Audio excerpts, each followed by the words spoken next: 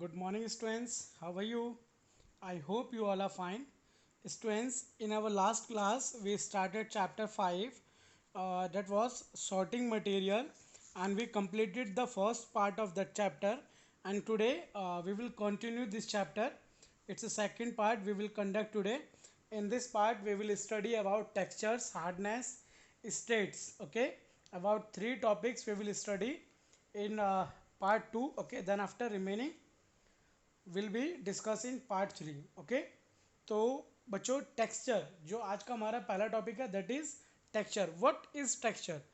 Texture of a material refer to how it feel when touch. What is the mean of texture? जब हम किसी भी cloth को या किसी भी सरफेस को जब हम क्या करते हैं, टच करते हैं, तो जो हमें फील होता है उसको टच करने के बाद that is called texture.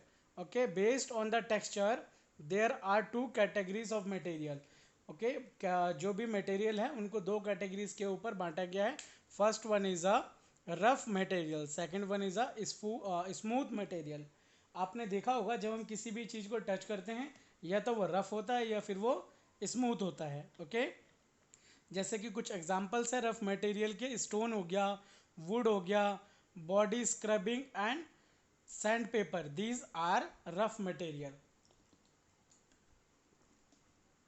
And next one is a smooth material like a piece of cloth. मैं एक क्लोथ का पीस लेता हूँ या फिर एक कॉटन का पीस लेता हूँ, वूल का पीस लेता हूँ, इन सब चीज़ों को जो हम टच करके देखते हैं तो दे आर स्मूथ। ओके, तो हमें उनसे पता चल जाता है कि वो रफ टेक्सचर के हैं या फिर स्मूथ टेक्सचर के हैं। Now hardness material we can hard और सॉफ्ट। जो मटेरियल है, कोई भी मटेरियल, मटेरियल क्या होता है, आप अपने आसपास में कोई भी जितनी भी चीज़ आप देख रहे हैं वो सारी चीज़ें क्या है बच्चों, मैटर है, मटेरियल है।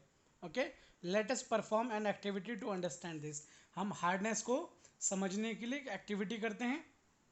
ओके, इसको एक्टिविटी करने के लिए हमें to find the hardness of given material, इसके लिए हमें वुड चाहिए होगा, वूल चाहिए होगा, स्टोन चाहिए होगा, कॉटन चाहिए होगा, फॉर्म एंड स्पॉन्ज चाहिए होंगे। Okay, these are materials. एंड इसको हम करेंगे कैसे? हमने क्या करा बच्चों, एक टेबल बनाई है, उस टेबल के अंदर हमने कैटेगरी ऑफ जो टाइप्स ऑफ मटेरियल है वो हमने रखा है। वुड है, जितने भी हमारे पास है, वुड है, वूल है, स्टोन है, कॉटन है, फॉर्म है, स्पॉन्ज है, इन सबको रखा है। इजी टू कंप्रेस, जब हम उनको प्रेस करेंगे, जब उनको हम दबाएंगे तो वो दबाने में इजी हो। तो मैंने पहला कॉलम यहाँ पर देखेंगे आपकी बुक में, जो फर्स्ट कॉलम है that is a easy to compress and second one is a difficult to compress. मैं आपको हार्डनेस के बारे में बता रहा हूँ, हम हार्डनेस के बारे में कैसे पता लगा सकते हैं।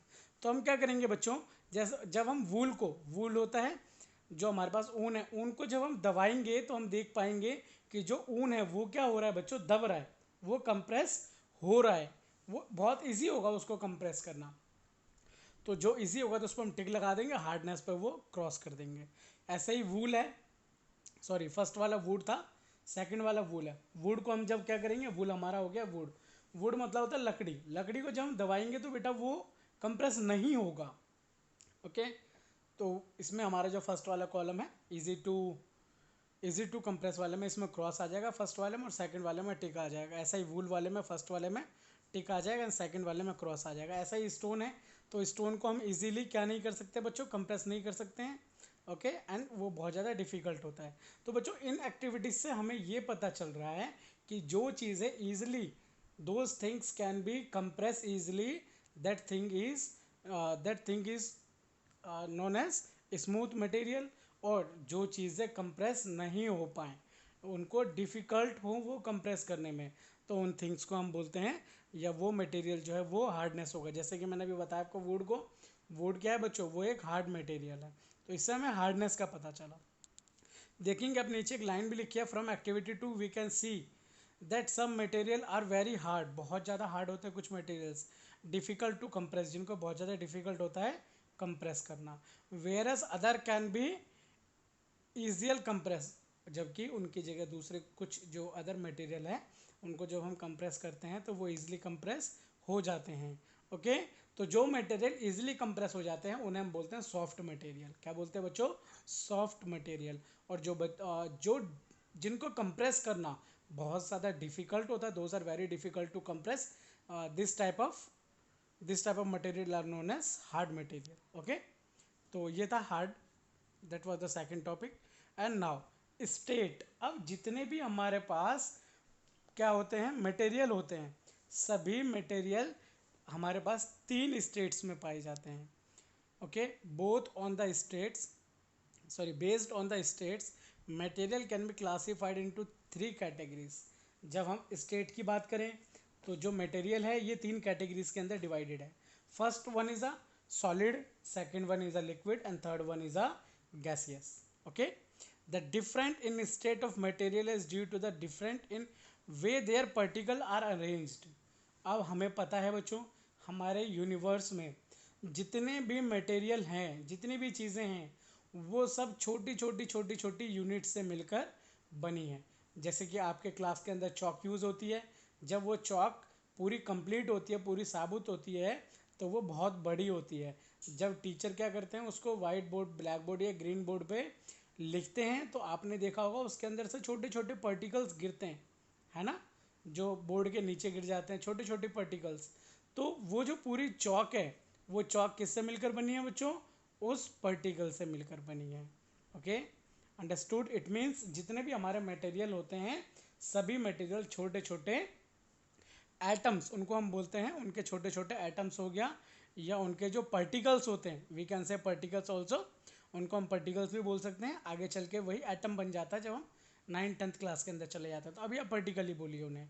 तो जितने भी मटेरियल होते हैं, they are made up of small particles. Okay, वो स्मॉल पार्टिकल से मिलकर बने होते हैं। तो ये जो स्टेट है किसी भी मटेरियल का स्टेट, ये उनके जो पार्टिकल्स है उनके ऊपर डिपेंडेड होता है कि वो सॉलिड होगा, या वो लिक्विड होगा, या फिर वो गैसियस होगा। अब आप कहेंगे सर कैसे, तो उसको हम आगे थोड़ा भी आगे चल के डिस्कस करेंगे। पहले हम जान लेते हैं सॉलिड होता क्या है, लिक्विड होता क्या है, और गैसियस होता क्या है। We have definite shape. जितने भी सॉलिड्स होते हैं उनके पास डेफिनाइट शेप होते हैं। Okay, and occupy a definite volume. Definite volume मतलब वो एक डेफिनाइट जगह घेरते हैं। A solid has no or least compatibility and maintain its shape even when subjected to an external force. For example, when we transfer a wooden block from one place to another place, its volume and shape do not change. मतलब solid वो होते हैं बच्चों, solid, सबसे पहले तो solid के बारे में जानते हैं। सॉलिड का एक अपना पर्टिकुलर शेप होता है, डेफिनाइट शेप होता है, उस शेप को हम चेंज नहीं कर सकते हैं। ओके, और उनका डेफिनाइट वॉल्यूम भी होता है। डेफिनाइट शेप हो गया, वॉल्यूम का मतलब हो गया उसके अंदर जो वेट है वो भी उसका डेफिनाइट होगा। A liquid has, sorry, a solid has और लिस्ट कंपेबिलिटी। उनको जो जितने भी सॉलिड होते हैं उनको हम कंप्रेस नहीं कर सकते। अभी हमने पढ़ा था ना ऊपर में, उनको हम कंप्रेस, जितने भी सॉलिड्स हैं उनको हम कंप्रेस नहीं कर सकते हैं। Okay, understood. इसका एक एग्जांपल भी आपके बुक के अंदर लिया हुआ है। For example, when we will transfer a wooden block, जब हम एक वुडन ब्लॉक, आपको दिख रहा होगा यहाँ पर वुडन ब्लॉक है एक बना हुआ, सबसे ऊपर वाली जो इमेज है, जब उस इमेज को हम क्या करेंगे, वुडन ब्लॉक को, हमारे पास बहुत बड़ा लकड़ी का एक टुकड़ा है, उसको हम पुश करके, धक्का मार के एक जगह से दूसरी जगह लेकर जाएंगे, तो बताइए बच्चों उसके शेप में कोई चेंज होगा? नहीं होगा। ओके, उसका जो वेट है उसके वेट में चेंज होगा? बिल्कुल नहीं होगा।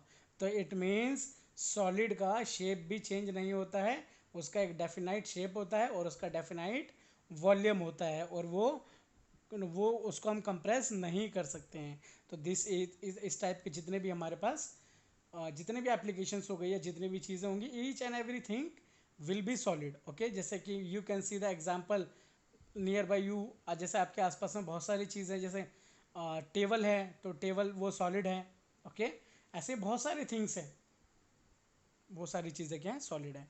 Now liquid, what is liquid? Liquid do not have definite shape. Liquid के पास डेफिनाइट शेप नहीं होता है। ओके, और इसके पास केवल एक डेफिनाइट वॉल्यूम होता है।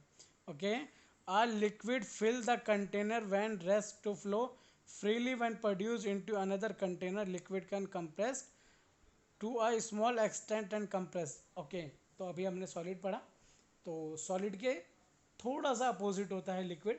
लिक्विड को हम थोड़ा कंप्रेस कर सकते हैं, लिक्विड का डेफिनेट शेप नहीं होता है। जैसे कि मैं बात करूं, आपके आसपास अभी बॉटल रखी होगी, उस बॉटल के अंदर वाटर है, उस वाटर को हम क्या करें, दूसरे किसी ग्लास के अंदर डाल दें, तो उसका उसका जो शेप होगा वो चेंज हो जाएगा। उसको हम जैसी शेप के अंदर डालेंगे वो वैसे शेप का हो जाएगा, बट उसका जो वॉल्यूम होता है, वो उसकी जो क्वांटिटी होगी, उसका जो वेट होगा वो रिमेन उतना ही रहेगा। ओके, जैसे 100 मिलीलीटर ऑफ वाटर मैंने लिया, उसको मैंने ग्लास में डाला तो ग्लास की शेप का हो जाएगा, बाउल में डालूंगा तो बाउल की शेप का हो जाएगा, रेक्टेंगल जैसी शेप में डालूंगा तो रेक्टेंगल का हो जाएगा, बट उसकी जो क्वांटिटी होगी वो कितनी रहेगी बच्चों, 100 मिलीलीटर ही रहेगी। ओके, तो दिस इज कॉल्ड लिक्विड। ऐसे थिंग्स को हम क्या कहते हैं, लिक्विड। नाउ गैसियस, गैसियस इनका कोई डेफिनेट शेप नहीं होता, इनका कोई डेफिनेट वॉल्यूम भी नहीं होता। ओके, नो डेफिनेट शेप, इनका डेफिनेट वॉल्यूम होता है बस। A gas can expand to fill any available space in container, gas are highly compressed. जैसे कि हम लिक्विड को कंप्रेस नहीं कर सकते, सॉरी सॉलिड को हम कंप्रेस नहीं कर सकते थे, लिक्विड को हम थोड़ा सा कंप्रेस कर सकते थे, एंड हम गैसियस को बहुत ज़्यादा कंप्रेस कर सकते हैं। ओके, ये मैं बताऊंगा आपको आगे अभी कि इनको हम ज़्यादा कंप्रेस क्यों कर सकते हैं। ओके, तो चलिए, ये बच्चों ये जो आपको इमेज दिख रही है, this is called particles of solid, liquid and gas. उनके जो पार्टिकल्स होते हैं सॉलिड के, लिक्विड के और गैसियस के, ये उनकी इमेज है। Okay, understood. जब आप इस चैप्टर के क्वेश्चन आंसर्स करने स्टार्ट करेंगे तो आपको ये वाली इमेज जो है फर्स्ट पेज पे ड्रॉ करनी है। ओके, आज का आपका होमवर्क भी यही है। तो बच्चों सॉलिड, सॉलिड के अंदर आप देख रहे होंगे फर्स्ट वाली जो हमारी इमेज है। ओके, सॉलिड टाइटली पैक्ड, इनके जो पार्टिकल्स है, the particles of solid are very closed, it these are very closed, that's why we cannot compress solid articles and solid materials. Now second one is a liquid. You can see the particle of liquid, in this, इनमें आप देखेंगे कि इनके अंदर space ज़्यादा है। Okay, इनके अंदर स्पेस है लिक्विड वाले में। Okay, there is a space between their particles. When you will see gaseous, उनके बीच में ज़्यादा स्पेस है, there are more space than liquid, liquid से ज़्यादा स्पेस गैसियस में है। That's why we can compress gaseous को। मैंने अभी बताया था आपको, जब हम गैस वाला कर रहे थे, तो हम गैस वाले जितने भी हमारे मटेरियल्स होंगे उनको हम क्या कर सकते हैं बच्चों, उनको हम कंप्रेस कर सकते हैं। ओके, इनकी कुछ प्रॉपर्टीज़ है नीचे, जैसे कि डेफिनेट मास होता है, सॉलिड के पास होता है, लिक्विड के पास भी होता है, गैसेस के पास भी डेफिनेट मास होता है। ऐसे डेफिनेट शेप है, सॉलिड के पास होता है, लिक्विड के पास नहीं होता है, गैसेस के पास नहीं होता है। कंप्रेसिबिलिटी की बात करते हैं, जो हम कंप्रेस करते हैं, can not be compress, solid can not be compress, liquid can be compressed small amount, okay, and gaseous highly compressed. ऐसे ही occupy volume, occupy volume, solid, yes, solid can occupy volume, liquid also can occupy volumes, and gaseous no. Okay, these are the property of three states of matter. Okay, so today we will do till here only. In next class we will do from solubility. Okay, understood. And today's homework is draw particles of matters. Okay, thank you for watching this video.